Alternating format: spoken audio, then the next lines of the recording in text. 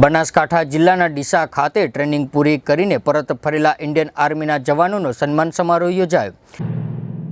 મા ભૌમની રક્ષા માટે સમગ્ર જિલ્લામાંથી અનેક યુવાનો આર્મીની ટ્રેનિંગ પૂરી કરીને લશ્કરમાં જોડાઈ રહ્યા છે, ત્યારે બનાસકાંઠા જિલ્લા માટે ગૌરવ સમાન છે,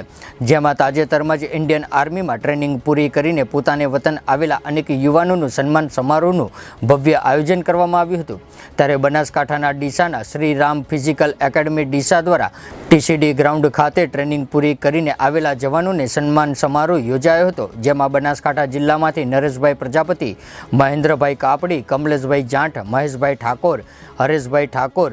દીપ ઠાકોર, કુંદન પ્રજાપતિ, ભરત રાણા, જે તાજેતરમાં જ આર્મીની ટ્રેનિંગ પૂરી કરીને પોતાને વતન આવેલ, જેમાં આ તમામ જવાનોનું ડીસા ખાતે સન્માન સમારોહ યોજાયો હતો, જેમાં આયોજક દ્વારા તમામ જવાનોને કુમકુમનું તિલક કરીને ફૂલહાર પહેરાવી શાલ ઓઢાડીને સન્માન કર્યું હતું, જેમાં એક્સ આર્મી સંચાલન દરબાર પ્રવીણસિંહ જીતુસિંહ, મનોજભાઈ ઠાકોર, હિન્દુ સંગઠન ભારત જિલ્લા અધ્યક્ષ હિતેશસિંહ રાજપૂત, ઉપપ્રમુખ શ્રીરામ ફિઝિકલ એકેડમી સંચાલક દશરથ સિંહ પ્રતિહાર સહિતના મોટી સંખ્યામાં યુવાનો ઉપસ્થિત રહ્યા હતા। કાર્યક્રમમાં અમારે એવું હતું કે જે મેં ટ્રેનિંગ કરાવી હતી અગ્નિવીરોને, જેમનો ટ્રેનિંગ કરાવીને પોતાના વતન પધાર્યા હતા, અને અમારે સન્માન સમારોહનો કાર્યક્રમ રાખેલો હતો।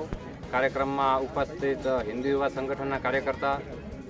સમાજના અગ્રણી અને અમારા એકેડમીના છાત્ર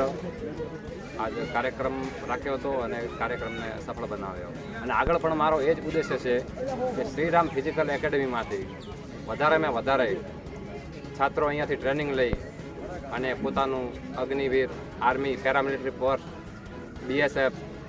અથવા ગુજરાત ગવર્મેન્ટની જેટલી પણ ભરતીઓ થાય એમાં સફળ થાય એવી મારી આશા છે, અને અહીંથી વધારેમાં વધારે યુવાનોને ટ્રેનિંગ આપી અને દેશ અને રાષ્ટ્ર માટે એમને સમર્પિત કરવું એ જ મારું સપનું છે। અમારા તમામ અપડેટ્સ મેળવવા માટે જોતા રહો આપણું ગુજરાત ન્યૂઝ।